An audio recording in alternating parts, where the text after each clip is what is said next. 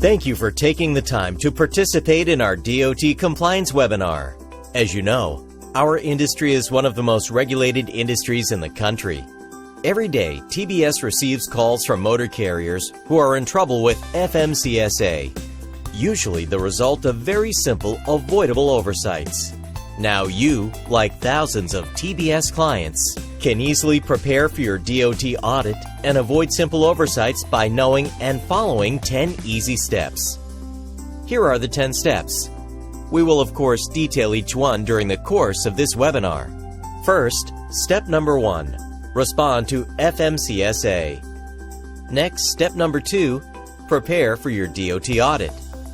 Step number 3, what to do if you pass the audit. Step number 4, what to do if you fail the audit. Step number 5, know the safety management cycle. Step number 6, enroll in the Drug and Alcohol Consortium. Step number 7, keep driver qualifications files. Step number 8, maintain driver daily logs. Step number 9, adhere to equipment requirements. And last and most importantly, step number 10, remember, only you are accountable. You are your own boss. Congratulations. But that also means that the DOT compliance buck stops with you.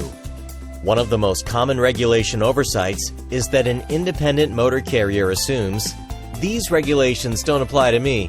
I only have one driver and one truck. Not true.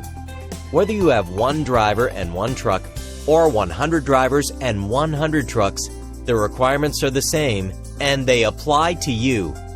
Here's our first TBS tip. As soon as you get your operating authority, you will be bombarded with phone calls, texts, and emails that hound you with question after question after question. Did you get your letter yet? Do you have this in place? Do you have that in place? Some of these calls will strong-arm you. This is from so-and-so compliance, and if you don't do so-and-so, you're going to fail your audit. Some emails will appear to have an official government address. You can verify the origin of someone attempting to contact you by checking their email address. Official DOT email addresses will end in dot.gov. Local officials reaching out to you to conduct your DOT audit could also have an official email address ending with the agency they represent, such as Highway Patrol and local DOT or Corporation Commission offices. Beware of emails that don't appear to have originated in an official office. Now to the 10 steps you need to know and follow to pass your DOT audit. Step number 1, respond to FMCSA. After you get your operating authority, you will receive a letter from FMCSA. This is a very important letter because it's the last step in completing your registration process. You must respond to this letter. It includes the FMCSA contact number. If you do not call this number, you will be severely penalized. I'll detail those penalties in a moment. Included in your FMCSA letter will be a trifold brochure about the new ENTRANT Safety Assurance Program that clearly states that the program became effective on December 16, 2009. It also clearly indicates the number you need to call. So if you tell FMCSA, I didn't know I was responsible for doing anything, FMCSA won't buy it. It is your responsibility to know what you must have in place to complete your registration. There is no excuse for not calling FMCSA. As I said earlier, the FMCSA exacts severe penalties if you don't call them. These penalties start at $10,000. Plus, you face the terrible possibility that you will be fined an additional $11,000 per day for each day you operate without contacting FMCSA. On top of that, your operating authority will be placed out of service, and you will be forced to reapply for your authority after serving a 30-day out-of-service penalty. We cannot emphasize enough how important it is that you call FMCSA to complete your registration process. Here's another TBS tip. If you're not going to be around, if you're going to be out on the road and can't check your mail, find someone you trust to check your mail. Someone you can trust to let you know that your FMCSA letter has arrived with the number you need to call. Also, don't hang up when FMCSA puts you on hold when you do call. You may have to wait a while, but the benefits of waiting far outweigh the penalties for not waiting. So step number 1, was to respond to FMCSA. The next step, step number 2, is to prepare for your DOT audit. Your letter from FMCSA will indicate that you'll be audited within the next 12 months. Actually, you may be audited within weeks or months. This is because the federal government does not know the state's auditor schedules. Furthermore, each state only has a certain number of auditors who each set their own schedules. Be smart and begin immediately to prepare your DOT audit. DOT allows you a 30-day window in which to have your basic management systems in place.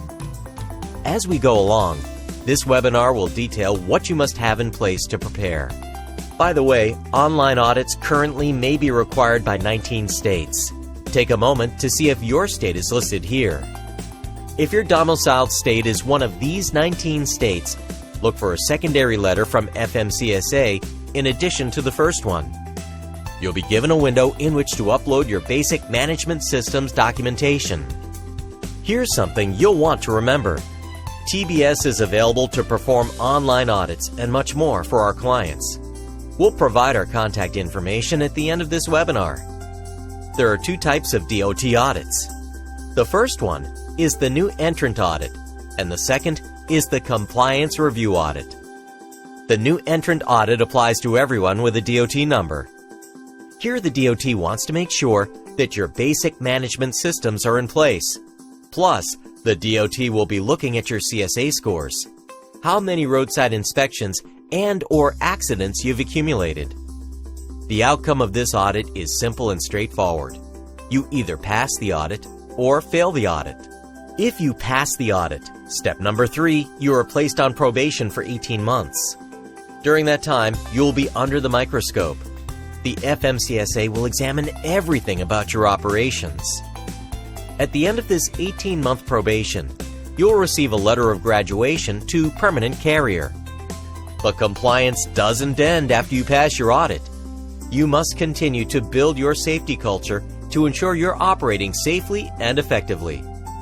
Another TBS tip: watch your roadside inspections, keep track of your CSA scores, and be aware of any recurring violations because FMCSA will be aware of them.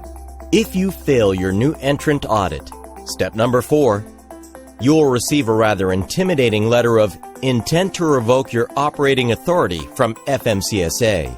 It will tell you that you have less than 30 days to submit a written corrective action plan. Pay attention to less than 30 days because within that 30-day window, not only do you have to prepare a corrective action plan, FMCSA must review it and determine the status of your operating authority. All of this must happen within the established FMCSA revocation date.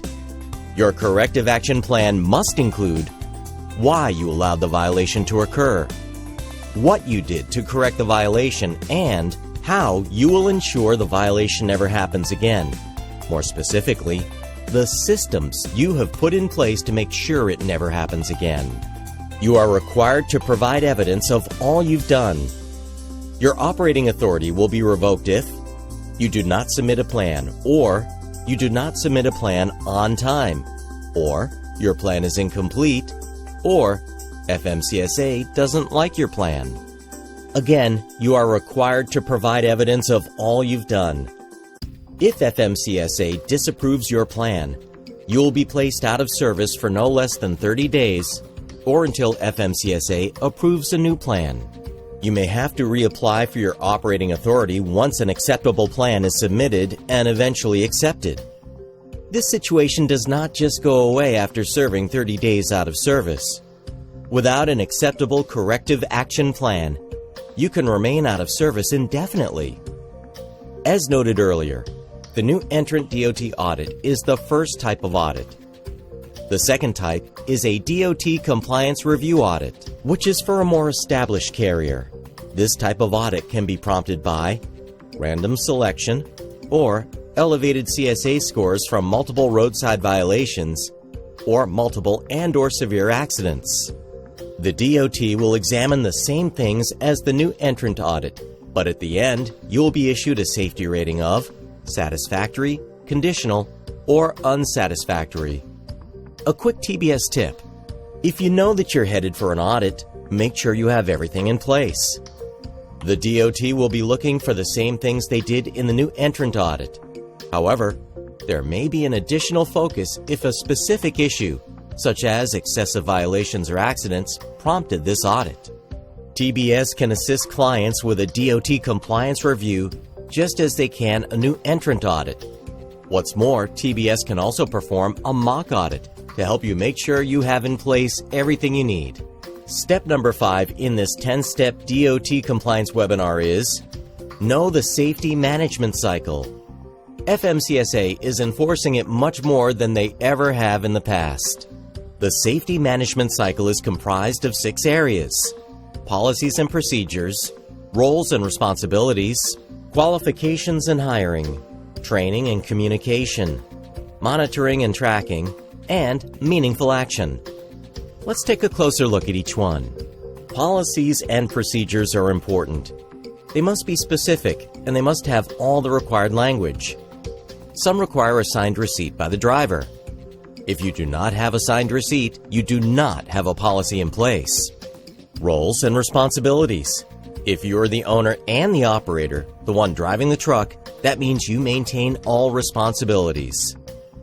If 2 or more people have come together to form the company, you must assign roles and responsibilities. Perhaps one person is responsible for operations, while another is responsible for overseeing the drug and alcohol program. This is what the FMCSA wants to know. Decisions related to qualifications and hiring are some of the most important you will ever make. A poor hiring decision with a driver can destroy your CSA scores inside a weekend. Also, think twice before hiring drivers that are likely borderline when it comes to safety. Hire them, and even after a small accident, you run the risk of facing a negligent hiring lawsuit. You are required to train your drivers within the first 90 days, and FMCSA will want to know not only how you are training them, but also how you are communicating roles and responsibilities. Do you provide ongoing training for your drivers? Do you provide in-house new driver orientation, or do you simply put information in driver settlement envelopes? Are you holding a conference call because some of your drivers are in remote locations? How are you monitoring and tracking your policies and procedures? It's not enough to have them in place. You must review them periodically to ensure their effectiveness and make revisions when necessary. The last, but definitely not the least area in the safety management cycle is meaningful action. The action you take with drivers with repeat violations is critical. You must counsel and document your actions. Clarify what is acceptable and unacceptable driving behavior, and ensure that your action will be followed. Let's review the 6 areas of the safety management cycle: policies and procedures, roles and responsibilities, qualifications and hiring, training and communication, monitoring and tracking, meaningful action. Step number 6 in DOT compliance is enrolling in a drug and alcohol consortium. Every driver is required to have a pre-employment drug screen. This screen is maintained in their driver qualification file as further evidence that they are qualified to operate. Drivers can be trained, but they cannot drive until you receive written confirmation of negative drug results. Breath alcohol testing is not required for pre-employment testing. Every driver holding a CDL is also required to be eligible for random drug and/or alcohol screening. Reasonable suspicion supervisor training is required if you supervise one driver or more. If you do not supervise one driver or more, this training is not required. FMCSA requires specific language about policies and procedures related to drugs and alcohol, and hours of service. And drivers must sign the document detailing these policies and procedures to confirm they received it. If you need assistance, TBS can prepare your required policies and procedures with the correct language. TBS can also provide your reasonable suspicion supervisor training. TBS is the only provider that will train every member of your supervisor staff at the same time for no additional fees. Step number 7 in DOT compliance requires you to keep driver qualification files. These files must include the driver's application, which is not the same as a general employment application, the driver's current MVR and background investigation report, the driver's pre-employment drug screen result, the driver's verification that he or she obtained their physical from a physician on the National Registry of Certified Medical Examiner, and a copy of the driver's current medical card. A driver who has had a previous positive drug screen or a driver who refuses to be screened is the same in the eyes of FMCSA. These drivers are disqualified. Some drivers obtain their own operating authority and go to work for themselves because no one else can or will hire them with a record of positive results or a refusal to test. This is illegal. They are not qualified drivers. They have not addressed and resolved the real issues. TBS is happy to assist disqualified drivers on how to take the necessary steps for requalification. Step number 8. You must maintain driver daily logs. FMCSA will examine these logs and audit them against fuel receipts, toll receipts, and bill of ladings. You are required to maintain these logs for 6 months. By December 2017, everyone must comply with ELDs, or electronic logging devices, which is going to change how logs are maintained. What's not going to change, however, is your accountability. Your ELDs will be audited the way they were before, against fuel receipts, toll receipts, and bill of ladings. Plus, you are still required to maintain these logs for 6 months. Step number 9. Our next to last step is adhering to specific equipment requirements. A qualified technician must perform your annual inspections. In the past, some drivers printed the inspection form from the FMCSA website and filled out the form themselves. That doesn't work anymore. In many cases, the auditors require that your technician complete and sign the qualification form. It is not enough to have an annual state inspection. Federal requirements supersede state requirements. Some states require both state and federal inspections. Check to see if you are domiciled in one of these states. Last, equipment requirements apply to all types of vehicles, including smaller vehicles such as pickups and flatbed trailers. Part of adhering to equipment requirements is keeping accurate maintenance files. Each piece of equipment requires individual files that must include copies of all maintenance inspections, including roadside, and repairs and replacement reports. If a defect is found during a roadside inspection, a driver vehicle inspection report, DVIR, is required. The last step, step number 10, DOT compliance audit, is probably the most important. Remember that only you are accountable, not those you hire to help you prepare your compliance needs. Failing the DOT compliance audit is not an option. You cannot afford the time and cost of failing. Your business is more than a livelihood, it's an investment. Our industry is one of the most highly regulated industries in the country, so it's okay to ask for help. And who better to ask than TBS, your go-to source for DOT compliance assistance. Throughout the audit process, you can rely on TBS to help you comply with all federal regulations and requirements. TBS offers 2 compliance packages. Our easy do-it-yourself DIY package for $179.99 or our standard or we do it for you package for $455.99. We also offer continuing compliance services for $47.99 a month, as well as a la carte services. With our do-it-yourself DIY package, TBS conducts a compliance analysis via telephone, covering the areas investigated by auditors. We then develop your policies and procedures and provide all required original forms and easy step-by-step instructions for qualifying your drivers and establishing your maintenance files. This package includes assistance with controlled substance policies and procedures, driver hiring criteria, hours of service policy and procedure, and original forms. With our standard or we do it for you compliance package, TBS conducts a compliance analysis via telephone covering the federal regulations investigated by auditors. We then perform all the administrative and research tasks and present you with a personalized binder containing all the completed final documentation required by the auditor. TBS support won't stop when your audit is over. Our continuing compliance services will help you through many issues related to non-compliance.